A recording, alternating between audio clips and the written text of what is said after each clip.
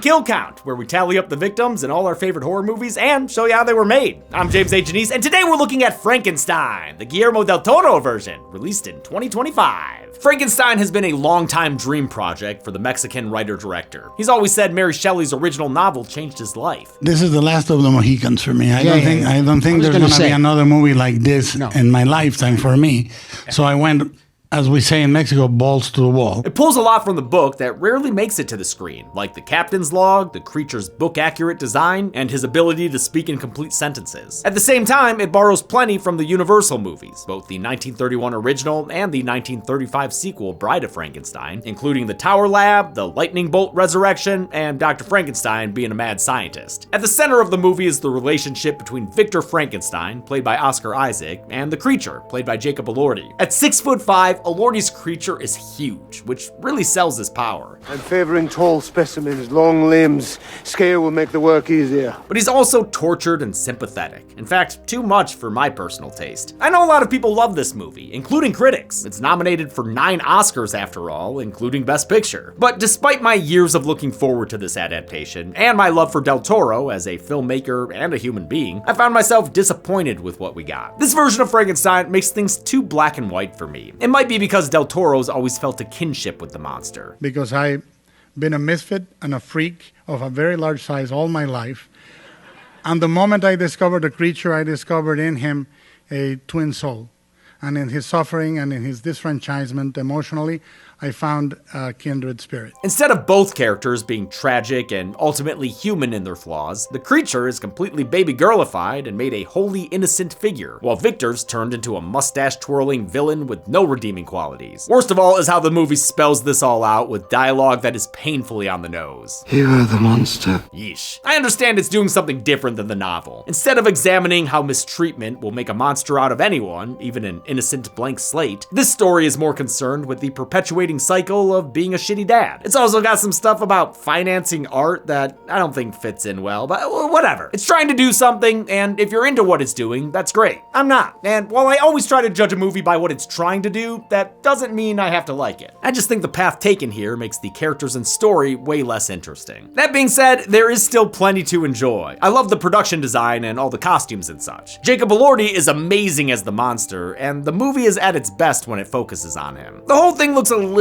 Netflixy and has some weird CG, but a lot of it is undeniably beautiful. I especially dig the tower location. That place is dope. It's so freaking huge, it is awesome in the literal sense of the word. Del Toro's trademark love of visual arts and practical effects is on full display here. I wanted the movie to test the capabilities of every single craft in movie making. You can tell how excited he was to make this. He and his crew go all out in every department. And I said, I want to do it the way we used to make movies, for humans, by humans, by hand. But the technical achievements just aren't enough for me to get over the flattening of these characters and the rudimentary dialogue. Is Frankenstein the...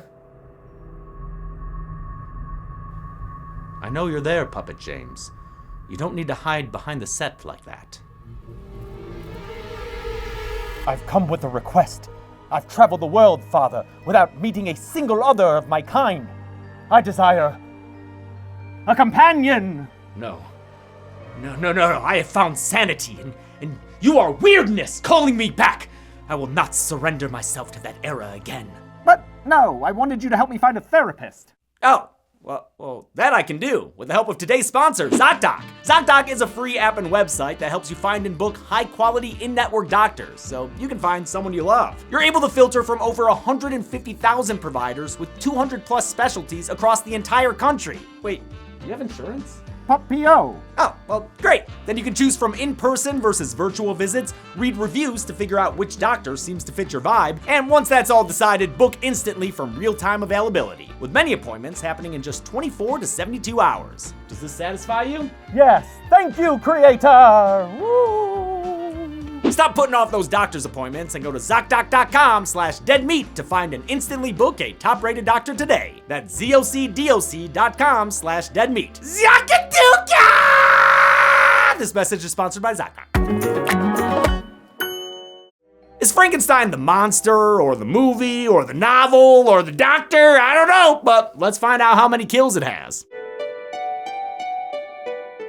The movie begins with a prelude in 1857 at the edge of the world. Danish explorer Captain Andersen has gotten his ship stuck in the ice. His men want to free it and head back home to play with their Legos, but he says hell nah, they're gonna break through and keep pressing forward, even if he's looking blue in the face. Vi skal nå frem til Nordpolen! Dudes love reaching peaks and poles and shit. This nautical intro is straight out of the book, which is presented as a series of letters and journals. In the novel, it's an English captain named Walton, and his captain's log serves as the book's framing device. A distant explosion draws the crew 2 miles from the ship, where they find a couple of dogs, a lot of blood, and a stranger with a prosthetic leg. At first, they think he's been mauled by a polar bear, maybe after stealing its coke, but that thing in the distance ain't no bear. Ain't no man either, judging by the way he's tanking them bullets. It's the creature, of course, and he tears into the crew, chucking one dude into the hull, one-armed body slamming another, making a third one do his best impression of Reagan McNeil. Monster's tearing shit up! He makes his way on board and politely asks for the man they found. Bring him to me! When the crew fails to comply, he battles and bats his way through more of the men. Some brutal injuries here, but I'll only add the 2 he tosses overboard. That'll match the body count the captain gives us later. How many of your men did it kill? 6. Thanks for the confirmation, dude! Anderson's first mate busts out a blunderbuss and blasts the creature overboard. Probably feeling pretty sweet right now. The creature still won't sit down and stop rocking the boat. He's gonna break it free. But joke's on him, that's exactly what they were trying to do before he showed up. Now, normally I would try to wait a little bit before getting into production info, but with this movie, I've gotta start right away. Because this ship was a massive practical set that took 4 months for them to complete. Everything from the captain's quarters to the icy exterior was built in the parking lot of Netflix's studio in Toronto. The ship stayed there for all of production, almost like a mighty masted symbol of their ambition. It was mounted on a huge gimbal that could rotate it 90 degrees in either direction, allowing a Lordy to actually rock the ship back and forth. Oh man, it's so cool. Captain Anderson knows that to win a fight, you've got to use the environment. Literally, so he shoots their last shot and sends their foe into the icy depths, where he sinks down like a reverse, less naked Nirvana baby. Anderson chats with a stranger, who reveals his name is Victor Frankenstein. He warns him the creature will come back for him again. He knows because he's kind of his papa. I made him.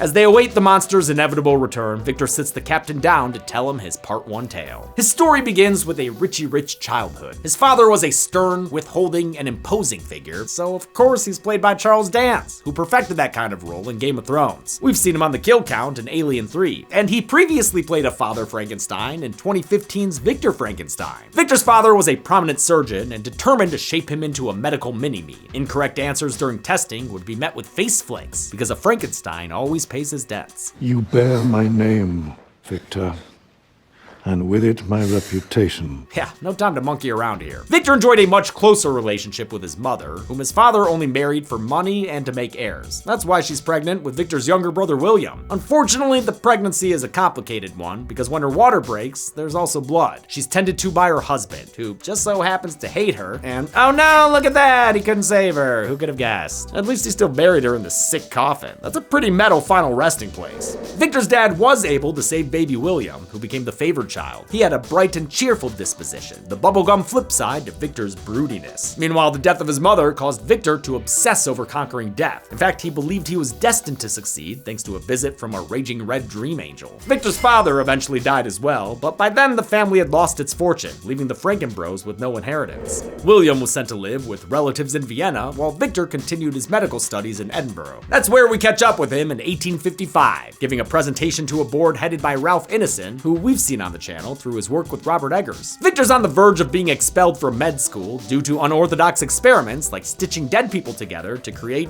this thing. It looks kinda cool, even if it doesn't read actual human being to me. Looks more like an expensive Halloween decoration you'd hang on the wall and scare your little cousins with. It was achieved with a mix of puppetry and VFX. Puppeteers in blue screen suits controlled the cadaver's movements, with digital touch-ups done for the brain and contact points in the arm. Victor shows that with steampunk electrical tubes, he can make anyone a friend to play catch with. Pretty messed up that he's given life to a corpse, only to trot it around and treat it like a trained monkey. Even more messed up is when he unplugs it to make a point. Didn't even shut it down properly. Gonna have to defrag on his next boot. While the crowd treats Victor like a rock star, the board disapproves of his abomination and expels him. Watching all of this go down is a dandy named Henrik Harlander, who catches Victor at his shoddy off-campus apartment. Harlander is an arms dealer whose niece Elizabeth is engaged to marry Victor's brother William. But Harlander's here for more than an RSVP. He's taken an interest in Victor's work. He tells Victor he holds the key to making his experiments work for real. See, right now, the reanimations only last as long as the battery they're plugged into, but Harlander has a solution that he illustrates with an Evelyn table. In real life, the Evelyn tables are 4 anatomical models that are the oldest in Europe, displaying the arteries, nerves, and veins of various cadavers. Interestingly, they're kept in London's Hunterian Museum, which is named after John Hunter, a Scottish surgeon who collected organs and skeletons, and who some have compared to Victor Frankenstein, though it's doubtful he was an actual inspiration for Mary Shelley. Harlander reveals he has a super secret 5th Evelyn table, which contains the lymphatic system and, for sci-fi reasons, the secret to eternal life. It can distribute,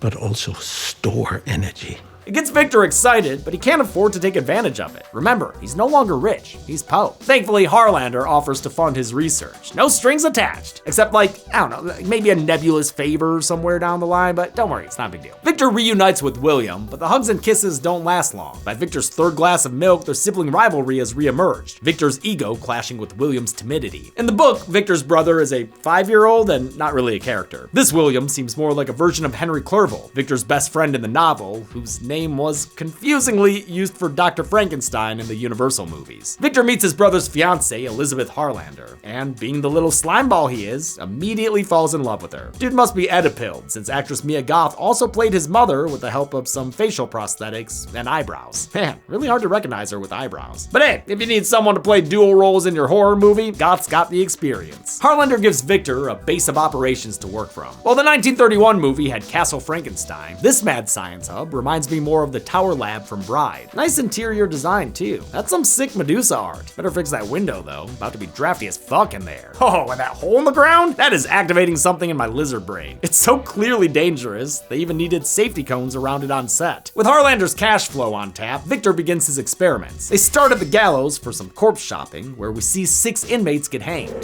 Their executioner is played by Bern Gorman, a frequent Del Toro collaborator who played Gottlieb in Pacific Rim. On his way out, Victor catches a glimpse of Elizabeth and stalks her to confession. Look at that hat and that pinstripe suit. He looks like Gomez Adams trying to join the Musketeers. He tries posing as a priest to get the afternoon tea, but winds up with egg on his face instead. It kicks off a dubious flirtationship. Victor puts William to work on the lab so he can play Elephant the Elephant with Elizabeth. Should we trap her or let her go? I'm sorry, what was that?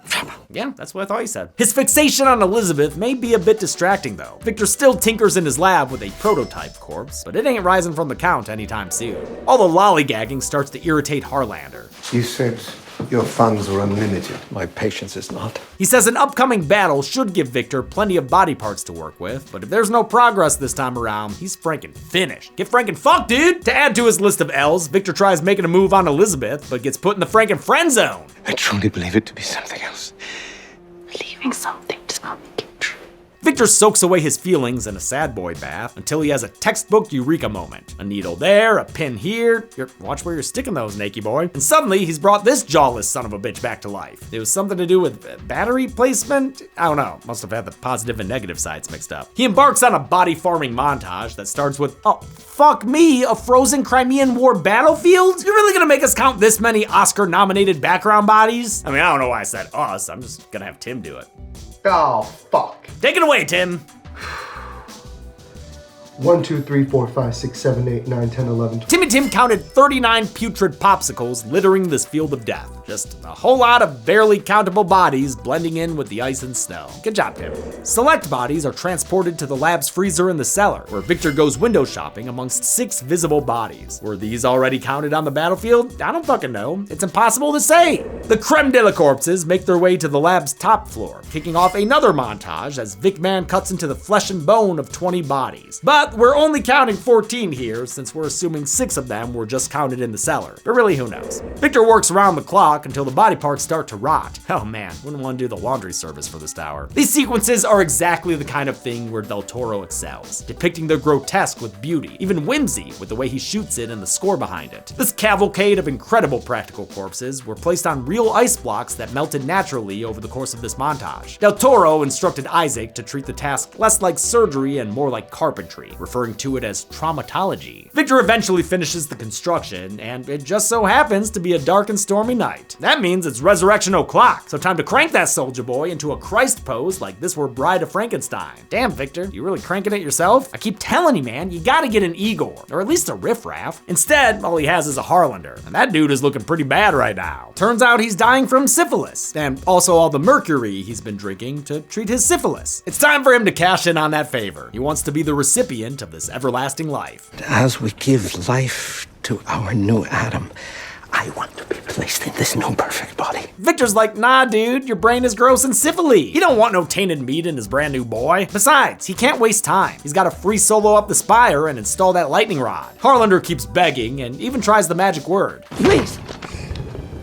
Please, it always helps. But when Victor still says no, he does the scientific equivalent to a table flip. A periodic table flip? In the ensuing fight, Harlander slips into the tower's gaping OSHA violation. Victor tries to save him, but that is the biggest death trap of a roof hole I have ever seen. It is literally designed to make you slip and fall in there. Slip and fall in is what Harlander does, getting ingloriously splattered on the floor down below. Well, I don't know, that didn't look too bad. Maybe he... Yep, that dude ain't got a skull no more, he did. This perilous plummet was done using a dummy they slammed into the ground, along with a stunt performer doing a controlled fall onto a crash pad, and of course, lots of blood. A little more of the mushy brains. Now that he's dead, I've got to say, I hate the inclusion of Harlander. I think you can trim a lot of runtime by getting rid of him. We don't need an explanation for how Victor funded his work. Just make him rich from daddy, who cares? Del Toro has said the character is meant to represent money behind art, like a studio dictating what a movie should be since it's providing the funds. That theme is great and all, but for me it seems out of place in a Frankenstein movie. And also, Harlander's just kind of goofy. I don't know, he feels like a Fred Armisen character. Though Harlander's dead, Victor's experiment is still alive and kicking. A bolt of lightning strikes and sends the whole lab into a sparking frenzy. This place is such an incredible set, thanks to production designer Tamara Devereaux. Massive props to her for these massive props. She's worked with Del Toro a bunch, including on his second feature, Mimic, nearly 30 years ago. Her team built all 4 of the 15-foot batteries, which changed from green to red as a practical effect. Sounds like she and Del Toro balanced each other well. She leans towards real and historical designs, while he injects a whole bunch of fantasy. The sky juice seems to get the blood pumping, and before you know it, neurons firing off. But after the electric mayhem concludes, it appears to have been a false hope, since Victor's creation is not alive. It's not alive. Defeated, he plops into bed and dreams once again of his red-hued harbinger. When he awakens from his slumber, he's alarmed to find his creature has woken up too, with vital signs of life like the enjoyment of bedpost peekaboo. It worked! Hail to the Victor Valiant! Wait a minute, are we sure we got the right universal monster here? Because he's looking pretty mummy to me. The creature shirks from the sun at first, but calm down, dude. I know you think fire bad, but not when it's that far away. Sunlight good! The creature quickly learns to identify his father/creator. Victor. Victor. Yes? Victor gives his monster baby a nice new apartment in the tower sewers. Gives him a blanket too. How generous. He's thrilled at the fact that he's achieved his life's work until he realizes he's achieved his life's work. The achievement felt unnatural. See, that's why Band-Aid monster babies never work. They never heal the underlying existential dread. Victor soon grows tired of taking care of the creature. As usual, the fun part was making the baby, not raising it. Especially when he's kind of a dummy. Yes, yes, yes, yes, yes! This much we have established. That is my name. My name is Victor. Is there anything else that you can say? Anything at all? But how can he hate on a Frankenbaby who's got Wolverine's healing powers? It's a souped-up version of the creature's durability in the book, theorized earlier with that Evelyn table. Scarring and regeneration beyond anyone's imagination. Life eternal. Sometime later, Victor gets a visit from William and Elizabeth. Uncle Harlander, never heard of him. I mean, he's gone. I mean, he's not home right now. While the men are distracted, Elizabeth wanders down to the lab's lower levels and finds the creature. She's immediately drawn to his innocence. Well, that or she's a muscle fan. How many push-ups did you do before the scene? I can only do 5. The creature was originally going to be played by Andrew Garfield, but he was forced to drop out due to scheduling conflicts after the strikes of 2023. Jacob Elordi was cast with only 9 weeks to prepare for the role. For his physicality, Del Toro had him study the Japanese dance technique of Budo, which is also what Lily Rose Depp studied for her performance in Nosferatu. Victor is proud to show off his creation, but Elizabeth is concerned about his living conditions. She doesn't like that he's chained up, or that he's kept in rags, or that Victor keeps referring to him as an it. That night, she sneaks down for some secret bonding and talks to the creature like Chelsea talks to Lucy. A leaf? For me? Thank you. Oh, you know he likes her too, because he could have used that leaf to make another little boat. Down the chute it goes. Victor catches her on the way out and hits her with the movie's parental themes. Like his father did with him, he bemoans that his offspring isn't meeting his high expectations. But Elizabeth has a mother's touch and sees potential in his experiment. In those eyes I saw pain, and what is pain if not evidence of intelligence? When she leaves, Victor starts hitting the creature just like his daddy did. He hates how much affection Elizabeth has for him. To make the creature seem like a monster, Victor shows William Harlander's corpse. He says the monster murdered him, just really throwing his creation under the carriage. He sends his brother away with Elizabeth, promising to clean up his mess and destroy the creature. He takes a gas tank or 200 to the tower so he can burn it down and erase evidence of his perceived failure. Before setting his baby ablaze, he gives him one more chance to say something other than his name. One word more. Anything. Make me save you. What if it was all Beth? I mean, he almost says Beth because he says Elizabeth, but that is not the word Vic wants to hear. It's the straw that breaks the Mad Doc's back, so he sets the lab on fire like a one-man pitchfork mob. On his way out, he hears the creature screaming his name, and it gives him a sudden change of heart. Too bad he didn't watch that movie Backdraft, because an explosion blasts his ass backwards and leaves his leg dangling like a paddle ball. Elizabeth and William get back just in time to see the lab collapse into the camera. In present day, Victor concludes his story right as they hear another commotion on deck. As promised, the creature has recovered just fine and is here to kill Victor. And Captain Anderson too, why not? That is, until he hears Victor's been talking shit. He won't let that stand. My maker told his tale.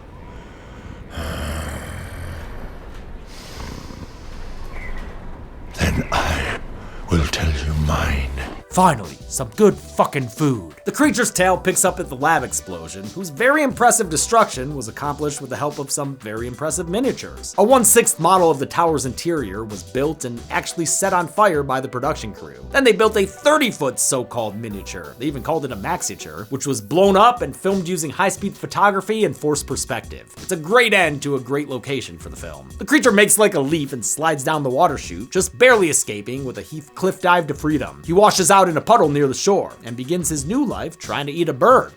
In the nearby forest, he finds a bunch of bastard skellies, casualties of the Crimean War. He upgrades his undies with a dead soldier's jacket. Damn, that thing's got a bitch and spine imprintment. They need to sell that shit at Hot Topic. In fact, all the outfits in this movie are incredible. Costume designer Kate Hawley previously worked with Del Toro on the similarly gothic Crimson Peak. Elordi's costumes, or lack thereof, emphasized his long limbs and elegant design, while Elizabeth's wardrobe was meant to evoke her interest in insects and nature, with custom patterns and fabrics inspired by beetle anatomy and cellular structures. I love seeing the way they do these dyes. And I like her nightgown look when she visits the creature late at night. They used a sheer dress and long straightened hair to evoke a 60s horror femme fatale. Finally, Victor's dressed in outfits ahead of their time, much like his ideas, influenced by rock stars like Mick Jagger. The creature finds some tasty berries and experiences the beauty of Mother Nature, as well as the cruelty of man. They tend to shoot first and philosophize later. His fast-action healing powers do away with the gun wound, but he's still getting cold and wet, so he hides in the gear house of a nearby farm, which ends up being the hunter's home. As time passes, the creature observes their family, learning communication skills and the basics of language. Nothing like a degree from Blind Man University. This is the creature's first time seeing the euphoria of a healthy family dynamic, and he yearns for the friendly human touch he sees. He comes to care for them from afar, and starts pulling his weight around the farm. The rest of the superstitious family credits their fortune to a helpful forest spirit, while Gramps begins to suspect there may be someone more flesh and bone to thank. Farm living ain't all Stardew and Nook Miles though, since the family's livestock is occasionally nommed on by wolves. Aw, those poor CG sheep. The hunters fight back, teaching the creature some hard truths about the natural world. It would hunt you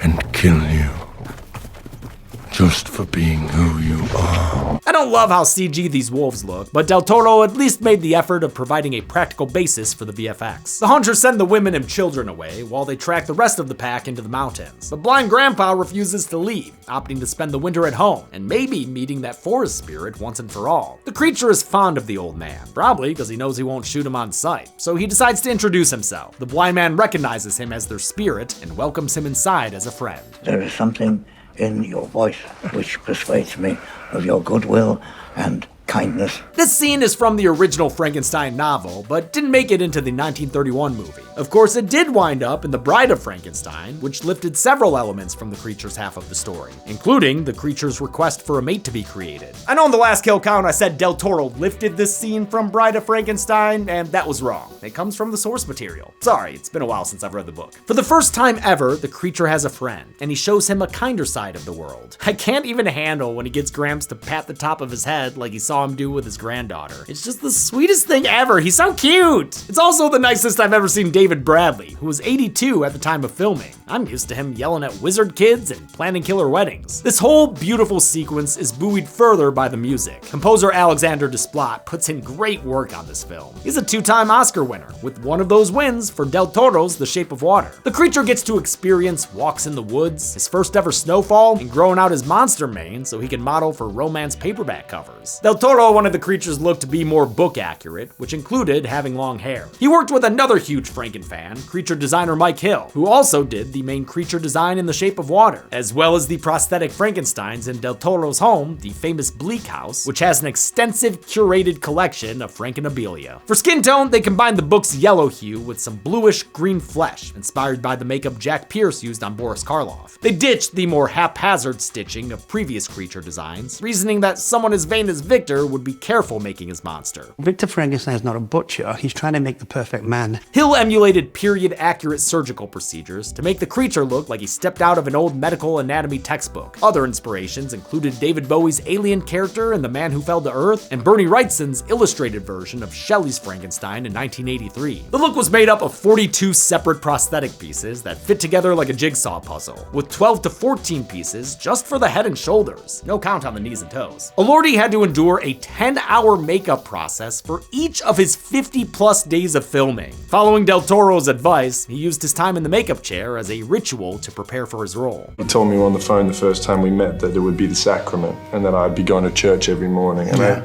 I took that seriously every morning when I'd sit in the makeup chair. The blind man's collection of books allows the creature to expand his vocabulary and his horizons. He wants to discover who he is, since he's got the memories of about 12 different dudes. Only one word unites them all. Victor. At the blind man's encouragement, the creature retraces his steps to his childhood home. There, he pieces together the story of his pieces and the name of the man who brought them all together. Victor Frankenstein. The creature returns to the cottage, only to find some big bad wolves have let themselves in. He joins in on the violence of nature when he lets loose and tears through the pack of wolves. He gets a bunch of canine kills we won't count that include premature peltings and spinal readjustments. The remaining wolves run with their tails tucked between their legs, but it's too late. The blind man is able to call the creature his friend, but it's the last thing he does before dying from his injuries. It's a tragic scene, made even more tragic when the hunters show up and shoot at the creature, blaming him for the old man's death. Their inability to read the room costs one guy his jaw and earns him a free ticket onto the kill count. The monster's still wolf-bit woozy and tries to run away, but the hunters don't let him crawl to a res van. Instead, they push and shoot him until he falls to the ground dead. Little do they know, he's got a self-res, because a few hours later, he's back up and running. Turns out his Deadpool healing factors will keep him kicking till the end of time. Death. A gift you two had denied me. While the creature's dealing with unwanted immortality, Victor returns to his childhood estate for William's wedding to Elizabeth. Bet he's super psyched about that. He tries to give the bride-to-be well wishes, but she ain't having none of that shit. He blew up her baby Leaf Boy. Except not really, because the creature's back in Victor's bedroom and looking for love. He asks his creator to create another creature whom he can share his eternal life with. Another monster? Yes. We can be monsters together. Victor's all like, what's next? You gonna monster fuck and make monster babies? And the creature's all like... The commotion attracts Elizabeth, who's overjoyed to reunite with Tall, Dark, and Sutured. I mean, her dress is reminiscent of the Bride of Frankenstein's. Victor tries to kill his creation, but instead shoots Elizabeth, a decision that just, oh man, I hate this moment. It's a huge change from the book, where the angry and bitter creature strangles Elizabeth as a way to get back at Victor. They even teased us with it earlier. My throat makes sound. Like I said in the intro, my biggest problem here is that the creature is completely defanged. He only kills out of self-defense, as opposed to in the book, where he murders several characters in cold blood. Hell, he was doing that shit in the 30s movies too. Remember how he killed the grieving parents of that little girl he also killed? I much prefer the nuance and complexity of the book's characters, but Del Toro's going for more of a fairy tale tone here, and that's fine. It clearly works for a lot of you. The other wedding guests arrive, and several men throw fisticuffs, but the creature throws the men who throw fisticuffs. William takes a particularly nasty hit before the creature bundles up his bride and carries her away. Victor tends to his brother, who dies from his injuries, but not before taking a pneumatic hammer to the story's theme. You are the monster. I mean, come on. In Del Toro's defense, Victor's over-the-top villainy was intentional, not an oversight. I am more attracted to making movies about people that are full of villainy, because ultimately it's a more real way of seeing the world. The monster takes Elizabeth to a Fortress of Solitude-looking cave, where she delivers her final vows. I sought and longed for something I could not quite name. But I knew I found it. Then she dies, thanks to the gunshot delivered by evil monster man Victor Frankenstein. You are the monster. Victor's super pissed and goes undead headhunting, but is quickly overpowered by the creature, who vows to ruin his life. You gave me life unwanted. I give that back to you. His first act is the most violent got your nose I've ever seen. Then he runs away, and Victor chases after him? Hey Victor, monster just said he's gonna torture you forever. Maybe let him fuck off and call it a loss. Instead, he hobbles after the creature until it cuts to him on a sled with dogs, and now we're in the Arctic? What was the actual timeline of this chase? How did we end up here, man? This very rushed ending sees Victor chase the creature all around the Arctic before taking a little tent nap. That's when the creature pulls a Jason Goes to Hell and sets the tent on fire in the process. After a hearty stab, he uncovers dynamite amongst his arsenal. Hoping for death, the creature lights up the TNT, which causes the explosion the sailor saw in the beginning. The blast knocks Victor back, but doesn't kill the creature, only blowing away parts and pieces of him. Wait, are his clothes super healing too? Just saying, dude should probably be naked, right? That brings us to the present on Captain Anderson's boat, fully caught up with both sides of the story. After hearing his creature's tale, Victor feels bad. I'm sorry. He begs his creation/son/romantic rival for forgiveness, and the monster gives it to him, maybe a little too easily. I forgive you. I do like those monkey noises though. They're a nice tribute to Karloff's verbal style as the monster. Victor asks the monster to say his name, the one word he used to take for granted. Victor. And with that, he dies and is sent off with a Franken forehead kiss. The captain tells his crew to allow the creature to leave, and in return, the monster frees their ship from the ice. Anderson breaks the cycle and shows he's learned from Victor's mistake, telling his crew they don't need to die for scientific pursuits. The creature walks out onto the ice, where he enjoys the snow and the sunlight. And the movie ends with a Lord Byron quote because, I don't really know. Fuck it, I guess. Did this big budget redux of a classic also shock some life into its body count? Let's find out and get to the numbers. What did I say about that hole? Oh my god, I'm sorry. I was supposed to put these down. Fuck.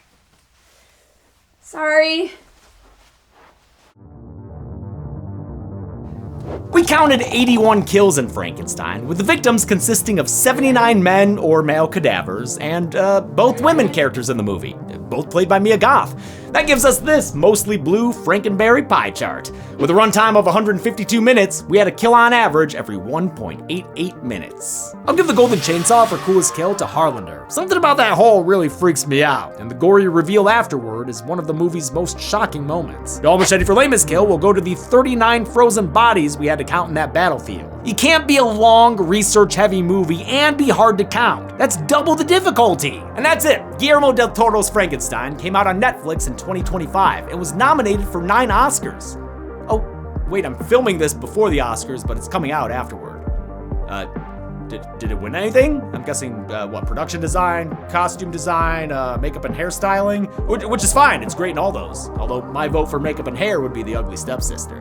Anyway, until next time, I'm James A. Janice.